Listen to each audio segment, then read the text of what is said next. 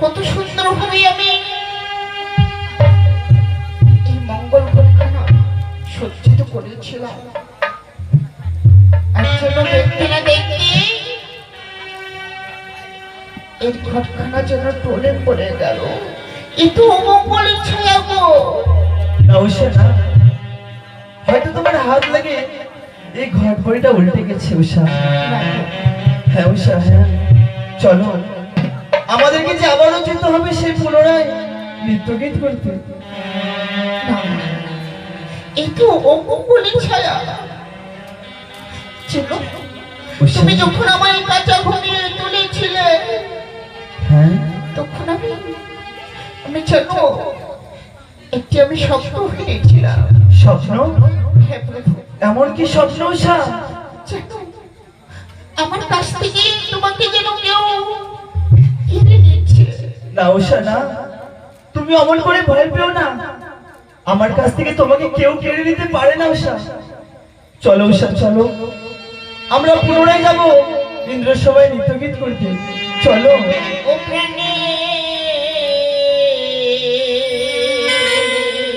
উষা। নাথ গো ও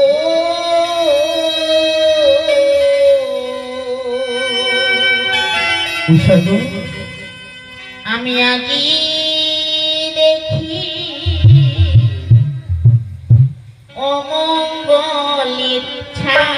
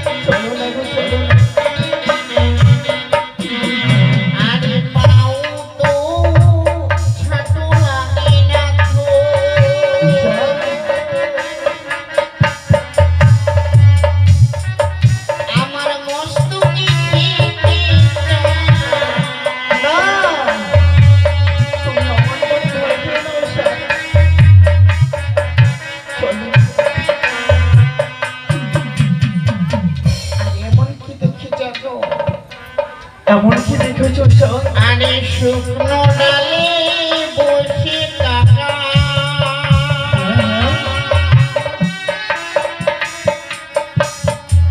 ও যে করে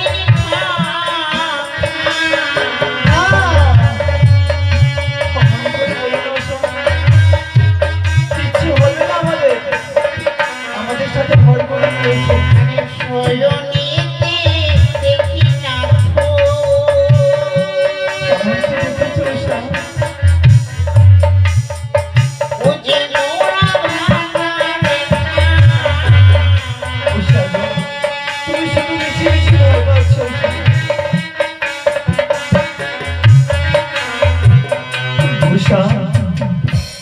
তুমি কি তোমার পরিচয়ের কথা ভুলে গেছো উষা? পরিচয়? হ্যাঁ, কি পরিচয় রয়েছে আমাদের? উষা গো,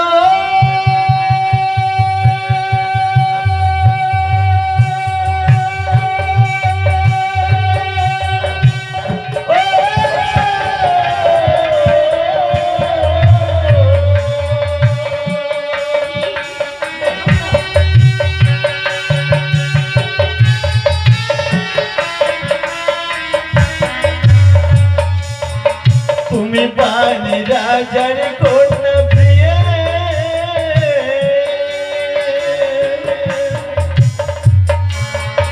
তোমার উষা।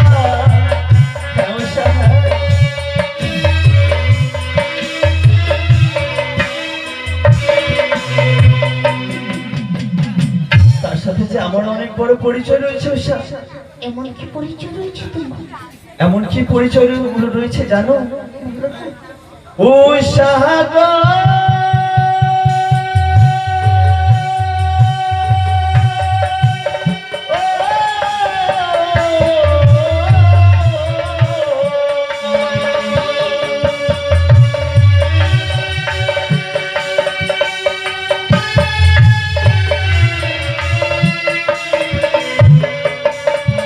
আমি কামদেবের পুত্র আমি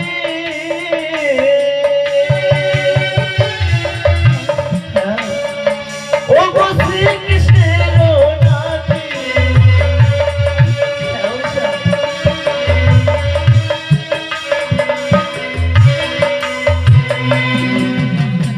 তাই তো উষা তুমি বান বাজার কর না নাম কি তোমার উষাবতী আমি যে কামদেবের পুত্র শ্রীকৃষ্ণের নাতি উষা সত্যজি তাই এত আমাদের পরিচয় থাকতে এই অমঙ্গল দেখে আমরা কেন এসব পিছু হচ্ছি? সত্য বলেছ উষা চলো বেশ চলো ওগো চলো চলো গো উষা দেবসভার মাঝে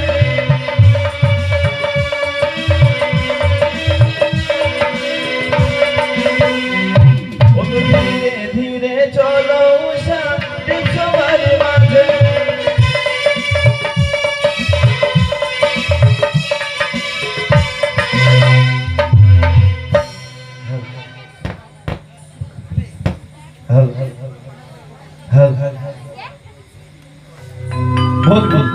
ওগো দাদা আরে কতক্ষণ বিলম্ব করবো আমি একশো মাঝে কিছুক্ষণ অপেক্ষা করবো হয়তো এই মুহূর্তে তারা চলে আসবে বেশ দাদা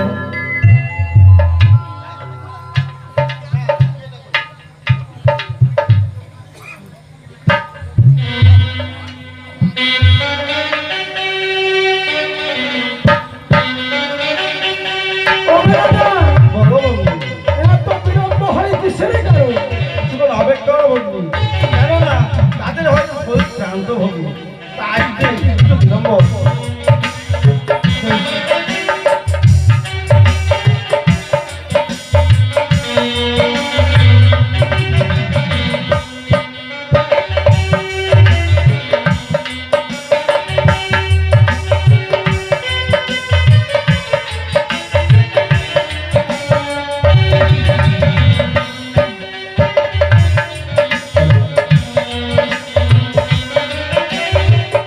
হর হর বাবা হর হর বাবা দেবের দেব মহাদেব আমি হচ্ছি কৈলাসপতি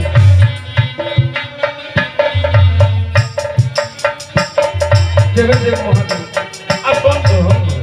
বেশ আসন গ্রহণ করুন।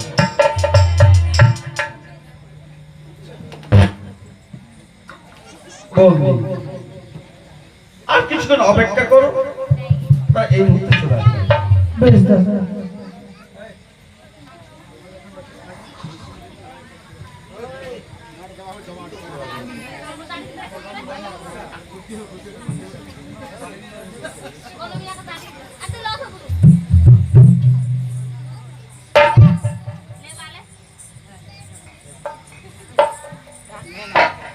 তবে ছোট প্রণাম চিরসুখ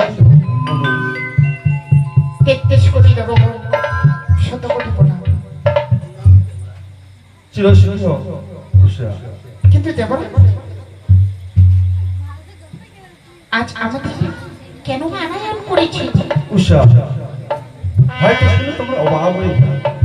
আমি জানি তোমাদের শরীর ক্লান্ত হ্যাঁ যতই তোমাদের শরীর ক্লান্ত হোক অদূর থেকে এসেছে আমার এক ভগ্ন হ্যাঁ তাই তোমাদের নৃত্যগীত শ্রবণ করবে বলে বড় আশা করে এই ব্যবসার মাঝে এসে কিন্তু জানো উষা কি নিত্যদিন নৃত্য করো খোলামেলা যায় না। আজ নৃত্য করতে হবে তোমাদের গন্ডির মাঝে না হ্যাঁ না দেখো এমন তো কিন্তু আমরা নয়ন হরিণী বর্ণ শমন করিনি আমরা কি করে বলবো? উষা আজ দেবসমানে যে নৃত্যগীত তোমরা করতে চাও এই দেবসমার মাঝে দেবতার হয়ে ছোট ভগ্নির কাছে আমি মাথা নিচু করে না না দেবরাজ না না দেবরা আপনারা আমরা মাথা উঁচু মাথা নিচু হতে দেব না। বেশ তাই তো ঈশা, বলো না তুমি নৃত্য গীত শুরু করো। বেশ তাই হবে। বেশ বেশ দেবো বেশ উষা। আমরা নৃত্য গীত শুরু করছি।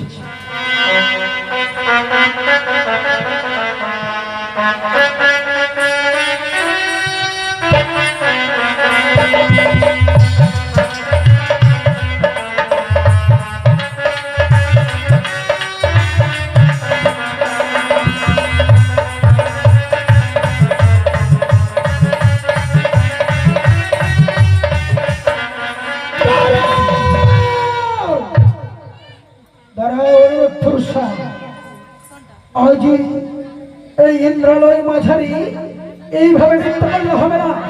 আজ তোমাদের ইন্দ্রালয় মাঝারি দিতে হবে চরম পরীক্ষা। সত্য, এমন কি পরীক্ষা মা? এই ইন্দ্রালয় মাঝারে কেটে দেবো একখানা গন্ডি। ওই গন্ডির মাঝ কাঁচা সরার উপরে নৃত্য করিবে তোমরা দুজনে। তোমার মস্তকে থাকবে জলের ঘটি, দুই হস্ত থাকবে তেল মাটি। জলের ঘটি হইতে এক যদি জলের ভূমিকা না করে, দুই হস্ত তেল মাটি হইতে এক যদি তেলের ভূমিকা না করে, এইভাবে নৃত্য করিবে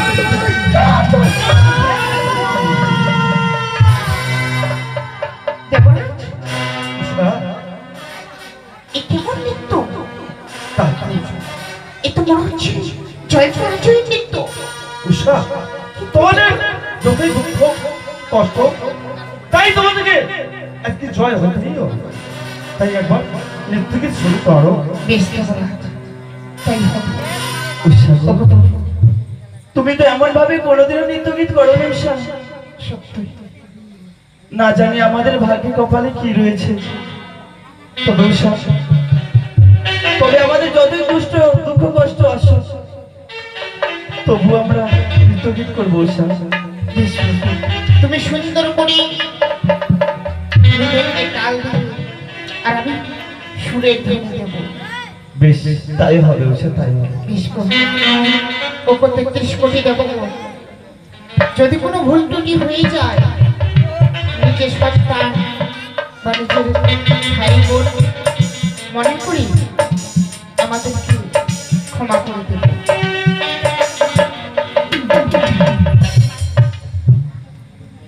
এই দেবালয়ে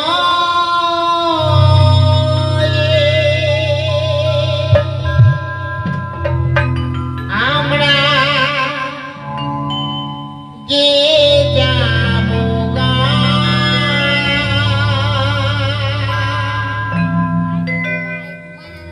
ভুল যদি করে থাকি চরণে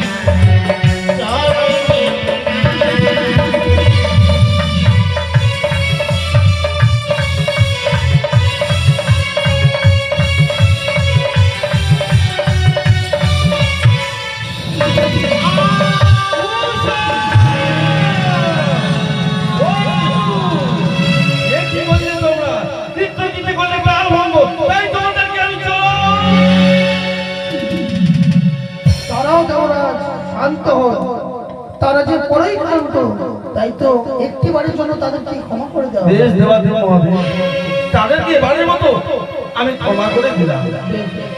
অনু উষা আর নিত্য কিন্তু যেন তোমাদের তাল ভঙ্গ না হয়, বেশ সুন্দর ভাবে নৃত্য গীত করবে।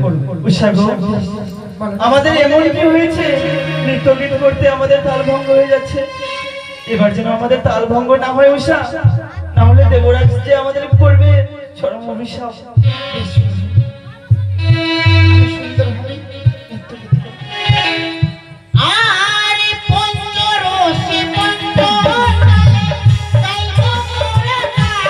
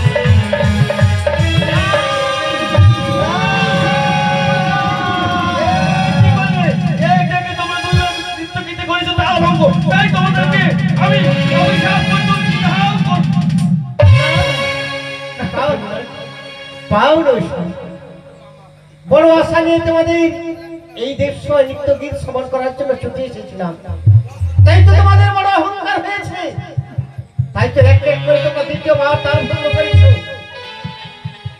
তাই তোমাদের সন্তান সম ভেবে তোমাদের ক্ষমা করলো 33 কোটি দেবতা। তাই পুনর্বার তোমরা নৃত্য গীত করবে, এইবার যেন তোমাদের নৃত্য গীতে তাল ভঙ্গ না হয়। বেশ উষা উষা, আর যেন তোমাদের তাল ভঙ্গ না, সুন্দর ভাবে নৃত্য গীত শুরু করবো। বেশ তাই হবে। তুমি আমাদের এমন কি হয়েছে উষা, বারবার করে আমাদের তাল ভঙ্গ হয়ে যাচ্ছে? সত্য যেন জানি না কি করে যেন নৃত্য করতে করতে আমার তালখানি ভঙ্গ হয়ে যায়। সত্য বলেছ উষা, তবে আর যেন আমাদের তাল ভঙ্গ না হয়। বেশ প্রভু। ঝুমুর ঝুমুর প্রায়ে বাজে, ঘুমটা খুলে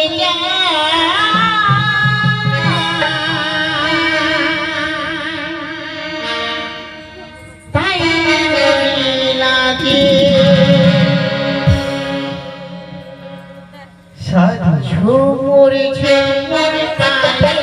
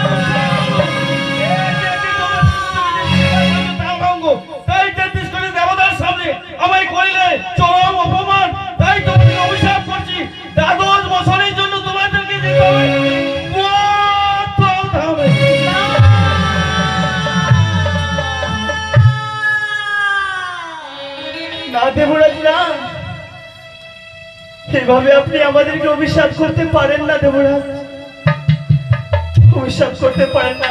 এই অভিশাপ আপনি ফিরিয়ে দিন দেবরাজ। যে অভিশাপ আমি অপমান অপমান অপমান, এই দেব সবার মাঝে অপমান। চলে এসে চন্ডী, হ্যাঁ, আপনারা কোথাও যাবেন না শুনলাম সেই কৈলাস পর্বতে। দেবরাজ, আপনারা কোথাও যাবেন না, যাবেন না আপনারা কোথাও। আজ তোমরা এক এক করে তৃতীয়বার নৃত্যগীতে তালভঙ্গ করেছো, এই দেব সভাকে তোমরা কলঙ্কিত করেছো। তাই তোমাদের মুখ দর্শন করতে চাই না। বড় আশা নিয়ে এসেছিলাম তোমাদের নৃত্যগীত সমান করার জন্য। তাই যখন আমরা অপমানিত হয়েছি, এই মুহূর্তে দেবরাজের দেব সভা করিলাম প্রত্যাখ্যান। তোমরা ওই পবিত্র ভুবনে পূর্বে বাবা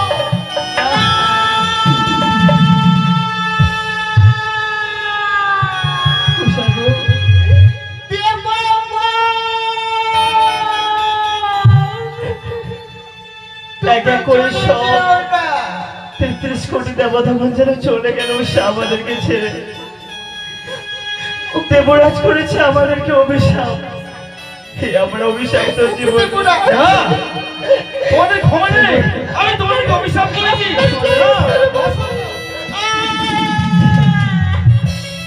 এই 33 কোটি দেবতার সামনে আমায় অপমান করো।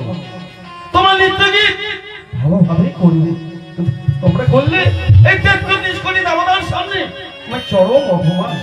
তাই তোমাদেরকে অভিশাপ করেছি, ওই 12 বছরের জন্য তোমাদেরকে মর্তলোকে যেতেই হবে। ছোট্ট একটা ভুলের কারণে এত বড় সাজা আমাদেরকে দেবেন না দেবরাজ। আমরা সন্তান সমতুল্য, আপনি প্রমাণ করতে পারবেন না হ্যাঁ। আমাদেরকে। অসম্ভব, তোমাদেরকে যেতেই হবে। ও দেব রাজগো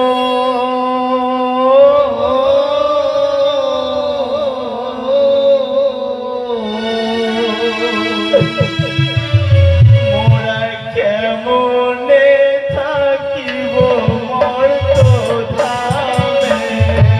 দেবরাজ গো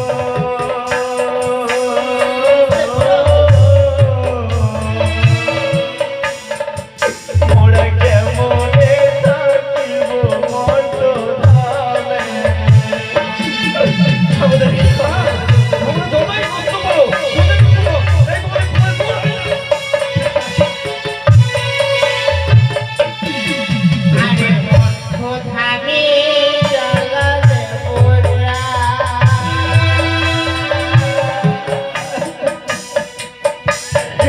ও যে সহিব কে বলে।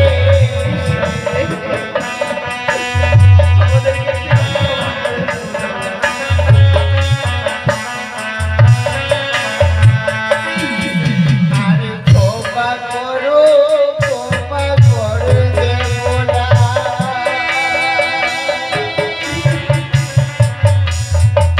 ও যে ক্ষমা করো। তোমাদের ক্ষমা নাই, এই তোমাদেরকে যেতেই হবে।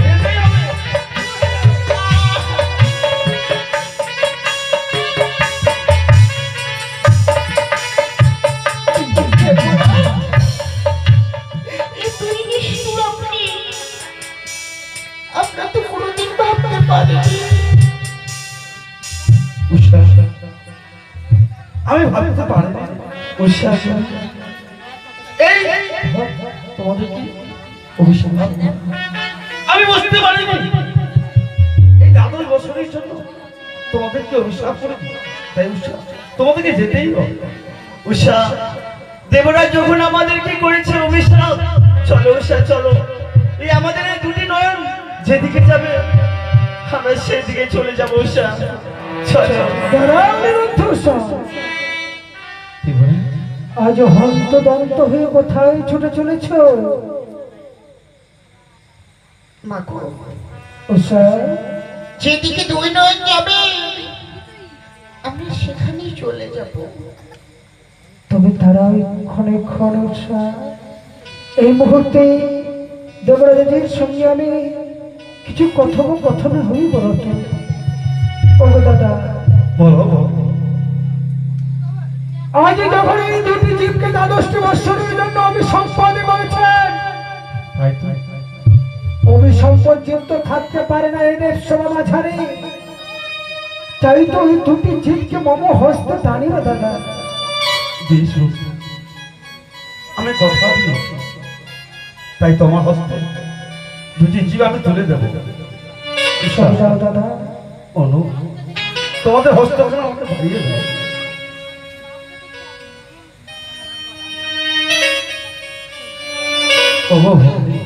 দাদা, দ্বাদশ বছর পূর্ণ হইল, যেভাবে ফুলের মতো অজন করে তোমার হস্ত তুলে দিলে, সেভাবে আবার পুনরায় আমার হস্ত তুলে দিলে। বেশ দাদা বেশ। আজ ইন্দ্রলয়ে দাঁড়িয়ে আমি কথা দিলাম দাদা, আজ যেমনি করে এই দুটি জীবকে মম হস্তে টানিলে দ্বাদশটি বৎসর পূর্ণ হওয়ার পূর্বেই পুনরায় ওজনে করে এই দুটি জীবকে তব হস্তে টানিব দাদা। চলে এসো, এসো সরন্ত মম হস্তে। কিন্তু কেন উষা? উষা, ছোট থেকে যে আমাদেরকে লালন পালন করে মানুষ করেছি, তাকে একবারের মতো প্রণাম জানিয়ে ছুটে যাবো মাগো তোমার সঙ্গে। যে কিছুক্ষণ পূর্বে তোমাদের দ্বাদশটি বৎসরের জন্য করেছ অভিসম্পদ, আর তোমরা চাও তার অঙ্গাচরণে প্রণাম। তাই বা চাই, কিন্তু জানো, কেন? আমরা ভুল করেছি, তুমি আমাদেরকে অভিশাপ করেছি, কিন্তু আমাদের যে পিতা সমতুল্য, আমরা যদি প্রণাম জানিয়ে না যাই, তাহলে যে আমাদের অপরাধ হবে। বেশ উষা, আজ তোমার এই কথা শুনে আমি ধন্য হলাম, তাই তো কিঞ্চিত সময় দিলাম তোমাদের। যাও, এই মুহূর্তে ওই দেবরাজের চরণে প্রণাম জানিয়ে ফিরে এসো মতো হস্ত রাখো। তাই ত্রিপুরা, আপনি এতই পাষাণ, এতই নিষ্ঠুর,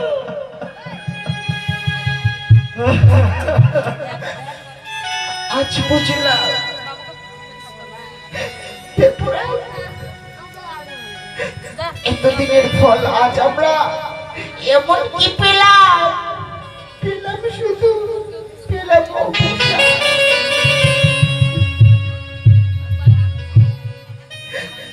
ওগো ত্রিপুরা, চলেই তো যাবো, জানি না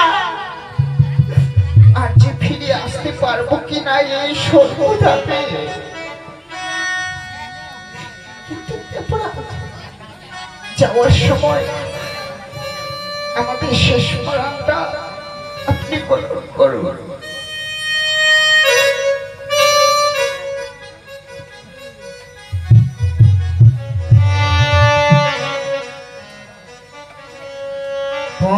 নামলে দেব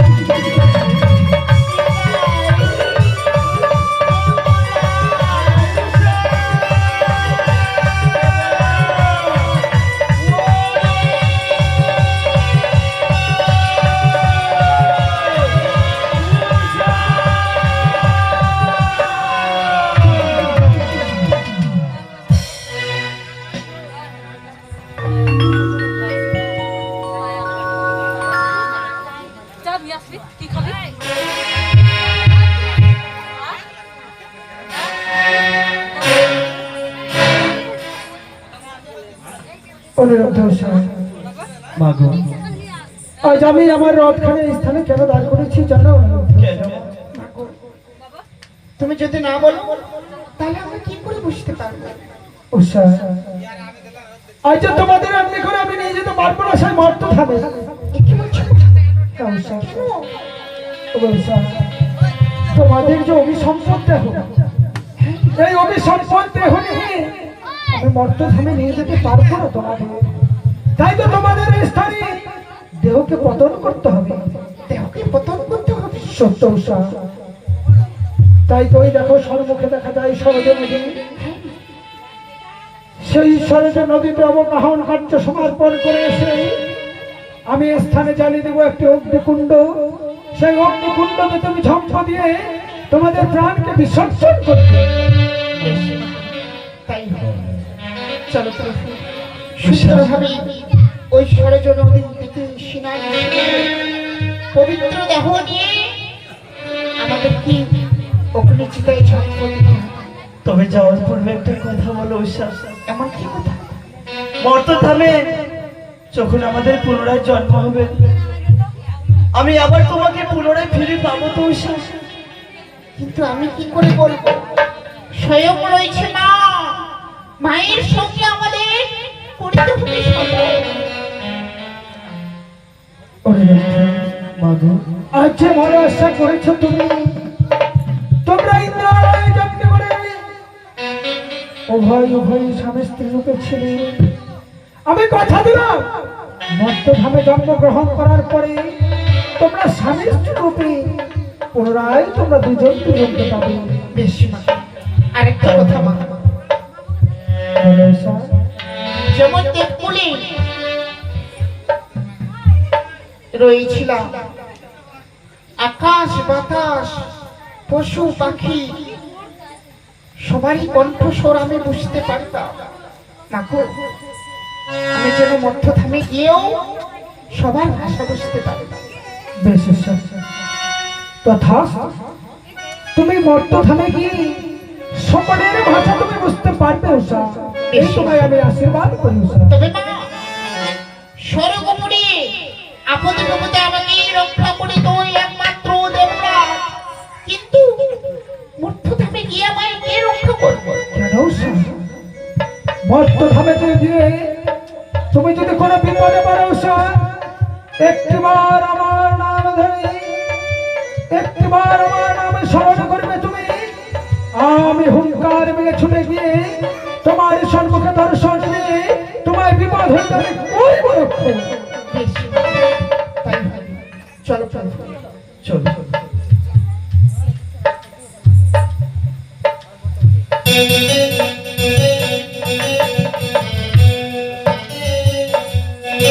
ওই দেখো উষা, আজ আমি অগ্নিকুণ্ড জ্বালিয়ে দিয়েছি। ওই অগ্নিকুণ্ডকে ঝম্প দিয়ে তোমাদের প্রাণকে বিসর্জন করো।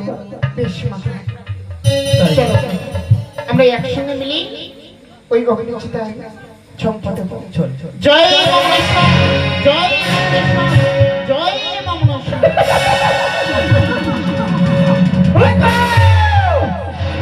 ওই তোর অগ্নিকুণ্ডে ঝম্প দিয়ে প্রাণকে বিসর্জন করেছে। তাই তো